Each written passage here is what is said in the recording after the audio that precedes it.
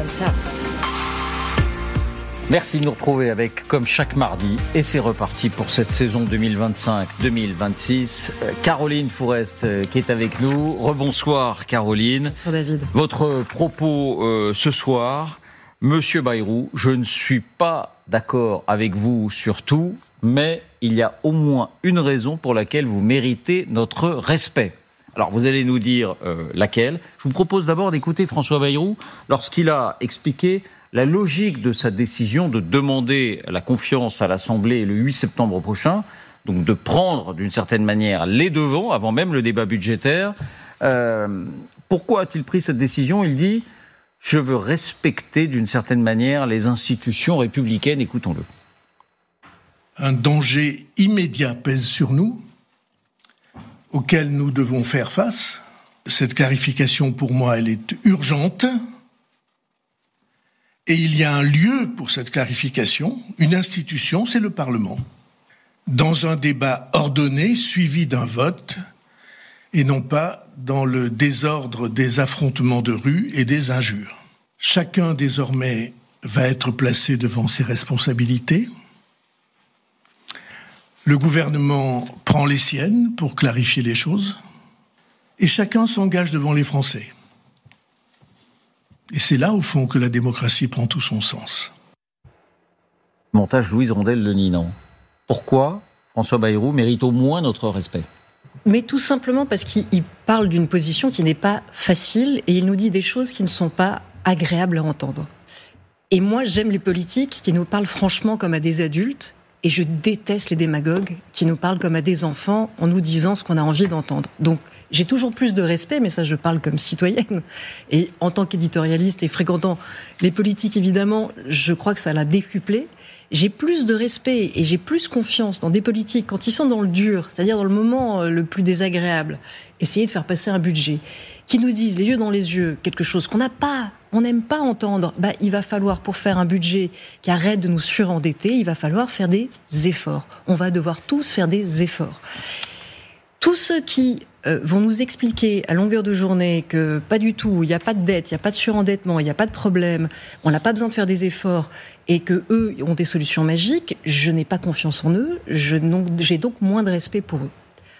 Ensuite, la loi démocratique, c'est évidemment de se disputer sur quel est le chemin le plus juste, selon ses convictions. Dans l'idéal, moi je rêve, je vais vous dire David, on revient tous de vacances. Pour certains, on a été à l'étranger et on retrouve notre pays qu'on aime infiniment en le connaissant aussi. Et on sait très bien qu'on sait qu'une rentrée dans notre pays, avec un budget à passer et une situation d'endettement, ça va être le bordel. On le sait que de toute façon, tout le monde va être en colère, qu'on va entendre des gens qui vont hurler du matin au soir sur le fait qu'ils sont absolument pas contents, maltraités. Et quand j'ai vu venir, ce que la presse a quand même beaucoup couvert et peut-être un peu trop, l'initiative Bloquons tout du 10 septembre, on était déjà au pompon, c'est-à-dire qu'on n'avait même pas commencé à discuter de quel sacrifice, de qu'est-ce qu'il fallait faire pour essayer de redresser la barre, qu'on avait déjà des gens qui voulaient tout bloquer, sans savoir de quoi il était question, sur quel point, non, avec quel projet. C'est-à-dire que on nous refait le coup des gilets jaunes, mais en bien pire. C'est-à-dire que les gilets jaunes, au moins, ils luttaient contre la réduction de la limitation de vitesse à 80 km/h, on avait au moins compris ça dans les revendications. On n'avait pas compris les autres. Mais là, on n'a rien compris du tout. À part, on ne va pas utiliser nos cartes bleues le 10 septembre. C'est quand même de la politique du niveau d'Éric Cantona, avec des gens qui ne veulent pas se mouiller, ils ne veulent pas manifester, ils ne veulent pas se montrer, avec toutes les ingérences étrangères, et ça joue dans ce que je suis en train de vous dire et dans mon point de vue. Tous les risques de manipulation, d'ingérence étrangère dont on peut être victime. Je change un peu ce que j'avais prévu de vous dire, mais je voudrais qu'on voit tous les faux comptes qui sont en train d'appuyer des mouvements comme Bloquons tout. C'est des milliers de faux profils. Et je ne sais pas, moi, si tous les électeurs et si tous les spectateurs qui nous écoutent savent que, particulièrement depuis l'intelligence artificielle, il est extrêmement facile pour un État qui ne nous veut pas du bien. Imaginons la Russie qui est spécialiste de ce genre de manipulation. En un clic, un bouton, ils peuvent générer des centaines de milliers de faux profils comme ceux que vous voyez à l'écran. Des faux profils. Ça prend une seconde de faire 200 000, 300 000, 400 000 faux profils avec des photos. C'est les ponts derrière, bloquons tout, il y en a marre, on en a assez, ça suffit, ça on n'en peut plus, etc. Ça prend une seconde à la Russie ou à l'Iran ou à qui veut créer un peu de bordel dans notre pays. C'est une intuition dont vous faites part ou c'est une information? C'est pas sur Bloquons tout, on a déjà plein de signaux qui montrent que les bots russes, comme au moment des Gilets jaunes, sont très actifs. Mais on a déjà, David, débunké journalistiquement, et les services de l'État comme Viginum ont débunké des dizaines et des dizaines et des dizaines, pour ne pas dire plus, opérations de ce genre. Je pense que ça joue dans la décision d'un Premier ministre de se dire « je ne vais pas laisser l'initiative » à ce genre de jours de colère qui peuvent déraper, qui peuvent être récupérés, qui peuvent être instrumentalisés, pas seulement par LFI et par des politiques, mais aussi par toutes sortes de forces extérieures qui ne nous veulent pas du bien. Je préfère donc prendre les devants. Je prends mon risque, je prends mes responsabilités. Je vous donne rendez-vous 2 jours avant le 8 septembre et je vous dis les yeux dans les yeux, il va falloir que le Parlement prenne aussi ses responsabilités. C'est ça que je respecte comme démarche. Et vous respectez d'une certaine manière, c'est ce que vous m'avez dit, le jeu des institutions représentatives démocratiques. Ah, mais moi je crois beaucoup à la démocratie représentative. C'est là où j'ai d'ailleurs un désaccord avec François Bayrou, c'est que autant je lui reconnais d'avoir été constant dans l'alerte sur le surendettement de la France, autant je ne partage pas sa passion pour la proportionnelle, qui est à mon avis un point de vue tactique et tacticien pour justement essayer de se maintenir. Mais il a toujours cru, il a toujours demandé, donc c'était un intérêt pour son parti, et c'est l'est devenu comme Premier ministre pour se maintenir. Moi je suis contre la proportionnelle parce que je pense que ça va accélérer la fragmentation de notre pays et que ça va faire en sorte d'avoir des élus qui sont encore moins redevables vis-à-vis de leurs électeurs et de leur région et beaucoup plus redevables à leur parti. Et vu l'état des partis aujourd'hui, je ne le souhaite pas pour ce pays. Mais ça, donc là en l'occurrence, au lieu d'essayer de justement proposer un marchandage qui était quand même sa direction au départ vis-à-vis du RN, notamment, je lâche un peu la proportionnelle, faisons la proportionnelle ensemble et vous votez le budget. Là, il dit franchement les choses, allons-y, voilà pourquoi il faut passer un budget et je vous propose de prendre un peu au plus haut revenu. J'aime le discours de vérité sur les hautes pensions et les retraités, parce que là aussi, c'est pas facile à tenir. On est dans un pays où tous les politiques se sont défilés pour dire à nos retraités qui est, on le sait, la force électorale la plus redoutée, celle qui peut le plus les intimider parce qu'elle pèse énormément. Ben oui, c'est à vous de faire aussi un effort. Vos pensions ont été revalorisées et on a besoin d'essayer de partager l'effort plutôt de votre part que de la part des jeunes ou de la part des précaires. Alors écoutons quand même un représentant du Parti socialiste. Lui, il dit « je ne nie pas qu'il y ait un problème d'équilibre, de déficit », mais c'est l'approche de François Bayrou qui ne nous convient pas. Et voici pourquoi. Écoutons Boris Vallaud, c'était sur RMC ce matin. Monsieur Bayrou, c'est votre bilan. C'est le bilan d'Emmanuel Macron. Vous avez consenti 65 milliards de baisse d'impôts depuis 2017. Ce sont les milliards qui manquent à nos services publics. Ils en sont comptables, nous n'en sommes pas responsables. Un François Bayrou bis. Nous ne cautionnerons pas la même politique, les mêmes économies, les mêmes coupes budgétaires. Donc il va falloir sérieusement que le président de la République se rende compte qu'il n'a plus de majorité. Voilà, montage Louison d'Allonnian, autrement dit, ce sont des arguments de fond sur l'approche de François Bayrou. Oui, mais ce sont des arguments qui, à mon avis, se trompent d'échéance, sincèrement. C'est-à-dire que nous dire à la prochaine élection, quand on est à nouveau devant les urnes pour soit des législatives à nouveau anticipées, soit une nouvelle présidentielle, nous dire... Voilà, nous on a été responsables, on a voté un budget parce qu'il fallait arrêter d'endetter la France, il fallait surtout pas que les agences de notation nous dégradent et donc on a pris nos responsabilités. Mais on vous dit franchement, nous, pour les années qui viennent, on souhaite mettre plus de dépenses sur les services publics, sur la justice sociale et puis on va faire des économies ailleurs chez les plus riches. Ça c'est un discours de gauche, de gouvernement, que moi j'ai hâte d'entendre, mais à ce moment-là, qui ne veut rien dire dans le moment où ça fait des mois qu'on patine pour essayer de passer un budget. Et puis je vais vous dire sincèrement les choses, David, moi je me fiche que le Premier ministre s'appelle François Bayrou, je me fiche qu'il s'appelle Michel Barnier, j'aurais plutôt envie qu'il s'appelle demain Bernard Cazeneuve parce que ça correspond plutôt à ma sensibilité. Mais sincèrement, en réalité, je m'en fiche complètement. Ce que je veux, c'est un budget pour ce pays et qu'on soit assez stable pour pas perdre inutilement de l'argent en intérêt de la dette. C'est aussi simple que ça. Donc la responsabilité aujourd'hui, c'est de tenir ce discours de vérité. Je regrette qu'il n'y ait plus de gauche de gouvernement pour le tenir parce que nous approchons des municipales, parce qu'Olivier Faure a décidé définitivement de sceller le sort du Parti socialiste à la roue de M. Mélenchon et de LFI. Je pense que c'est un drame pour la gauche, que c'est un drame pour le débat républicain en général, mais du coup, je ne trouve pas ça responsable comme discours, et du coup, j'achète pas. Vous vouliez donner 2 précisions sur ceux qui ont immédiatement annoncé qu'ils voteraient contre dans ce vote de confiance. C'est Jean-Luc Mélenchon et Marine Le Pen. Qu'est-ce qui vous frappe ? Là, d'abord, c'est ma bataille, c'est la bataille de franc-tireur, qui est évidemment de laisser aux Français le droit de choisir et souhaiter qu'ils choisissent entre la droite, le centre et la gauche de responsabilité de gouvernement, mais par contre combattre les démagogues et ceux qui vivent, pour le coup, des fausses promesses, des fausses paroles ou de la colère gratuite ou de la colère destructrice. On n'est pas étonné. Qui est étonné de voir Jean-Luc Mélenchon sauter sur la première occasion de mettre le boxon dans ce pays ? Donc évidemment, lui ne s'est pas posé la question une seconde de quelle était l'origine de Blocontoux, qui était derrière, qui pouvait l'utiliser. Il l'a immédiatement mis la main dessus. Il y a vu, une fois de plus, une occasion d'essayer de bloquer le pays, de dégager son rival pour avoir sa présidentielle qui est son obsession. Mais là où je trouve son attitude encore plus douteuse que lorsqu'il récupère n'importe quelle jacquerie ou n'importe quel mouvement populaire de colère sincère, c'est que, en plus, je pense que lui se moque éperdument du risque d'instrumentalisation étrangère, notamment par les Russes. Et j'en veux une preuve, un extrait que je voudrais qu'on écoute, parce qu'il n'a pas fait, à mon sens, assez débat ou assez scandale, et il est proprement scandaleux. Donc je voudrais qu'on écoute l'extrait où il nous parle du président Zelensky. Vous allez me dire quel est le rapport avec le débat sur le budget. Eh bien, je vais vous le dire avant et je vous le dirai après, c'est que le rapport, quand on est un responsable de parti politique en France, qu'on demande la destitution d'un président légitimement élu en France, qui n'a pas fini son mandat, ce que s'apprête à faire M. Jean-Luc Mélenchon, et que dans le même temps, on ne critique pas un Vladimir Poutine autoritaire, tyrannique, qui a envahi l'Ukraine et qui se maintient en pouvoir depuis des années grâce à des élections truquées, on ne peut pas tenir les propos qu'on l'a entendu tenir sur un président ukrainien qui a été agressé, envahi et qui est obligé de se maintenir au pouvoir sans élection pour pouvoir gagner cette guerre, parce qu'on ne fait pas des élections au milieu de la guerre. On ne peut pas tenir les propos qu'on a entendus de lui, qu'on va écouter, et on va l'écouter lui, puis on va écouter celui qui lui souffle dans l'oreillette, son répétiteur. Il va signer l'accord de paix. Monsieur Zelensky, dites-vous ? Vous plaisantez ? Il n'est président de rien. Depuis le mois de mai dernier, son mandat est arrivé à terme.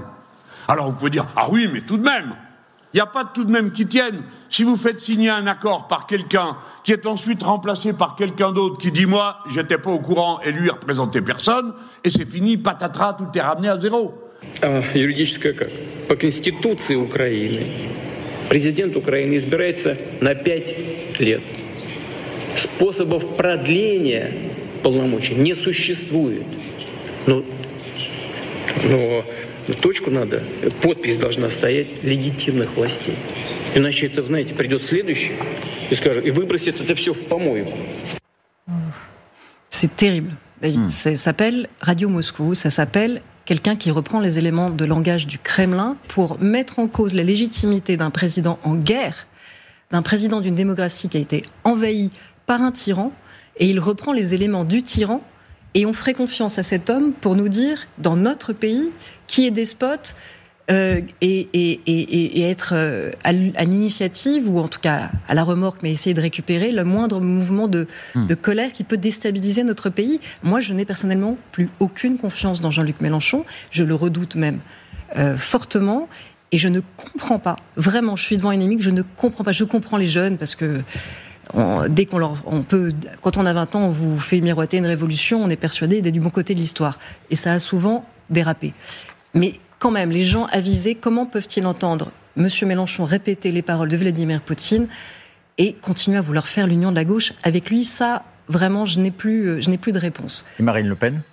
Alors Marine Le Pen, je crois que là, on commence à comprendre sa tactique. Elle n'a plus rien à perdre, Marine Le Pen. Donc la stratégie de la cravate qui devait lui ouvrir les voies de l'Élysée, elle est en train de faire un pas de côté assez intelligent, c'est-à-dire qu'elle n'est pas dans le chaos ouvertement comme Jean-Luc Mélenchon, elle ne prend pas le risque d'apparaître comme la figure qui va aller dans la rue, elle laisse faire les bots du Kremlin, les bots russes font son travail et font les Blocontoux, elle n'a pas besoin de se mettre à la roue de Blocontoux, elle va engranger quand même. Mais en plus, elle, ce qu'elle veut, c'est pas forcément obtenir une dissolution, ce qu'elle veut, c'est obtenir un changement de Premier ministre, au moins. Et là, il y a deux paris possibles. Vous savez qu'elle est sous le coup, évidemment, d'une condamnation qui va sans doute l'empêcher de se présenter à la présidentielle avec une exécution provisoire. qui a été examinée et validée par le Conseil constitutionnel comme étant conforme à la Constitution. C'est-à-dire que s'il y a une dissolution, elle ne peut pas se représenter. Comme députée. Mais il y a 2 voies possibles pour elle, il y a 2 tactiques, et comme c'est une très bonne tacticienne, je pense qu'elle les considère. C'est une très bonne tacticienne, et j'ajoute un élément, parce que comme je travaille depuis les années 95 sur le Front National puis le Rassemblement National, j'ai une petite idée sur ce qu'est le moteur profond de la famille Le Pen. Et mon idée, c'est ma conviction, c'est que le moteur profond avant le pouvoir, c'est l'argent. Donc je me suis longtemps dit, elle n'ira pas jusqu'à vouloir censurer le gouvernement parce qu'elle perdrait son salaire de députée, c'est très important pour elle, ses salaires. Et du coup, sans être sûre d'en retrouver un autre immédiatement, je suis pas sûre qu'elle irait jusque-là. Je pense que j'ai tort parce que son pari est autre en réalité. Il y a 2 voies. Soit elle décide de tester dès la prochaine, de pousser à la dissolution pour tester lors d'une élection législative anticipée cette petite porte qui reste ouverte lors d'une question prioritaire de constitutionnalité sur l'exécution provisoire, qui parle de une petite réserve qui dit oui, mais il faut quand même tenir compte. Il revient au juge d'apprécier le caractère proportionné de l'atteinte de cette mesure, susceptible de porter à l'exercice d'un mandat en cours et à la préservation de la liberté de l'électeur. Donc, Richard Ramos nous en parlait tout à l'heure. Soit elle force la porte pour dire « Eh bien, je vais tester cette petite réserve dès mon élection en tant que députée », ce qui me permet de créer une dynamique qui va peut-être grossir pour l'imposer et imposer ma candidature malgré la Constitution à la prochaine présidentielle. Il y a une deuxième voie possible, David. C'est qu'elle n'est plus dans la situation où elle espérait envoyer Bardella à Matignon, le laisser se cramer un petit peu, pour être la voie de recours à la présidentielle et rester sur son avantage. Maintenant, elle n'a plus rien à perdre du tout. Donc si elle perd son poste de députée, ce qu'elle va exiger d'Emmanuel Macron, c'est d'être Première ministre. Et pourquoi elle pourrait exiger d'être Première ministre ? Et pourquoi elle pourrait l'obtenir une fois qu'on aura usé toutes les autres options ? Parce que, à la fin des fins, il ne reste que si on est sous le coup de la menace de la censure de Rassemblement National pour passer le budget, c'est quelqu'un du Rassemblement National qui finira par être Première ministre. Elle peut estimer qu'en étant Première ministre, elle pesera plus sur le système institutionnel. J'emploie rarement ce mot parce qu'il est souvent faux, mais là, ce qu'elle veut dans sa tête, c'est ça. C'est peser sur les institutions en tant que Première ministre pour pouvoir dire vous ne pouvez pas imposer une exécution provisoire à une Première ministre qui va se déclarer à une élection présidentielle. Il y a ces 2 stratégies possibles qui doivent sans doute trotter dans sa tête et qui doivent lui donner très envie de précipiter la chute de ce gouvernement. Bon. Questions, réactions, commentaires. Vous avez vu que François Bayrou sera demain soir l'invité du 20h de TF1. C'est sans doute qu'il a quelque chose à dire. On verra. Mais questions, réactions. Un mot, c'est vrai qu'il y a eu une surprise sur la réaction de Marine Le Pen, qui a été rapide et qui a été très négative tout de suite. Et je pense qu'effectivement, il y a une forme de trumpisation de sa stratégie. Elle n'a rien à perdre, en effet. Et elle pense qu'il y a une forme d'opportunité et que ça ne se présente pas si souvent et qu'il faut revenir au centre du jeu, soit par une dissolution, soit par un nouveau Premier ministre qu'elle censurerait, et le fait que LFI et que Jean-Luc Mélenchon ait soutenu Bloc-Contour lui a enlevé une forme d'initiative. Elle reprend l'initiative, elle reprend du terrain. Tout ça est très très tactique, mais c'est vrai que, et en tout cas c'était la deuxième surprise par rapport après la décision de François Bayrou, c'était la décision de Marine Le Pen. François ? Une question pour Caroline.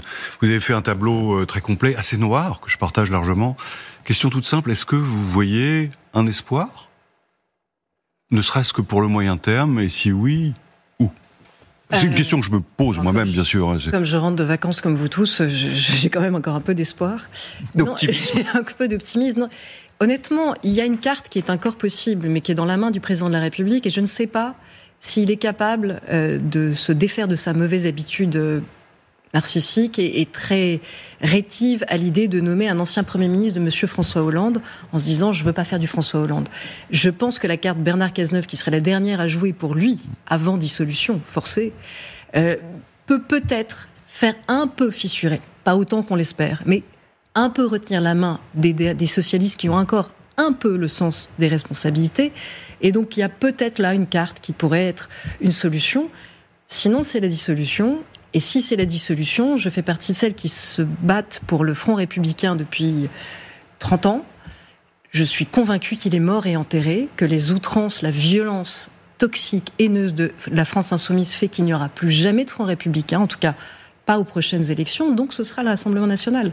Donc, oui, mon espoir, il est assez maigre. Richard, vous buviez du petit lait jusque-là. Oui, parce que ce qui a été dit, je pense que c'est un constat qui est très juste, qui est cynique. Tout à l'heure, notre chef d'entreprise sur le plateau nous disait mais tout ça parle pas des problèmes des Français, ça parle pas des problèmes économiques. On est dans du calcul qui est un calcul cynique, politique, avec tout le monde qui essaie de faire des positionnements de petits chevaux pour 2027. Je pense que François Bayrou, je le connais pas, il ne dira rien ni à moi ni à personne avant TF1. Il dit rien. Il dit rien, jamais. 10 minutes avant, il vous dira pas voilà ce que je vais dire. Non. Mais je crois qu'il va tenter de sauver quelque chose.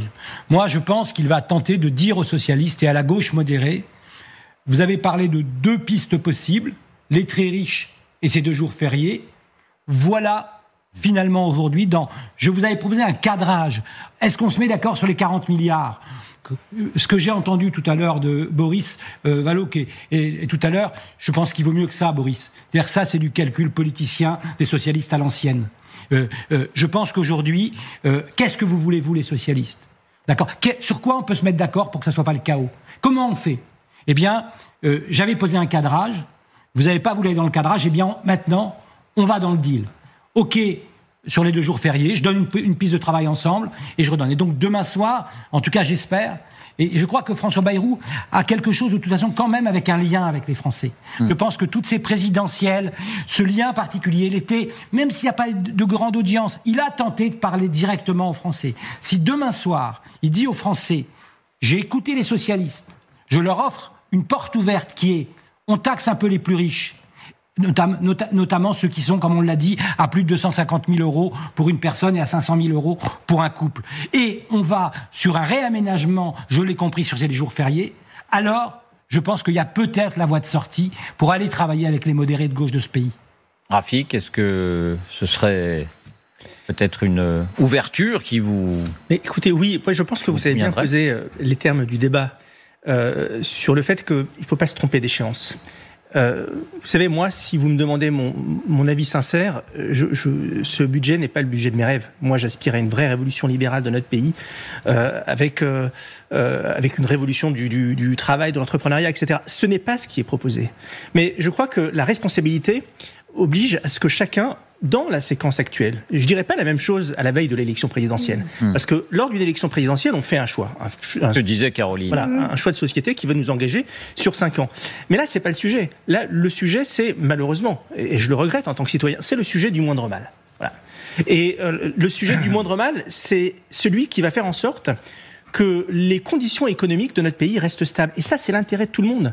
Personne n'a intérêt à ce que la France paye plus cher sa dette. Personne n'a intérêt à ce que nos entreprises soient moins compétitives. Personne n'a intérêt à ce que les investisseurs étrangers se détournent de notre pays. On a besoin de cultiver cet optimisme dans notre pays. Et les conditions aujourd'hui politiques ne le permettent pas. Donc je crois que, et là c'est l'entrepreneur qui vous parle, moi je reste optimiste. Ce matin même, j'ai lancé une nouvelle entreprise dans le domaine de l'IA, cher David Pujadas. Donc je crois qu'il est encore possible de faire des choses dans notre pays. À condition que les politiques soient un peu plus responsables qu'ils ne le soient aujourd'hui. Donc chacun doit faire sa part. Merci Caroline. Et à mardi prochain. On est reparti pour une saison, encore une fois, avec grand plaisir. Avec plaisir. Merci beaucoup.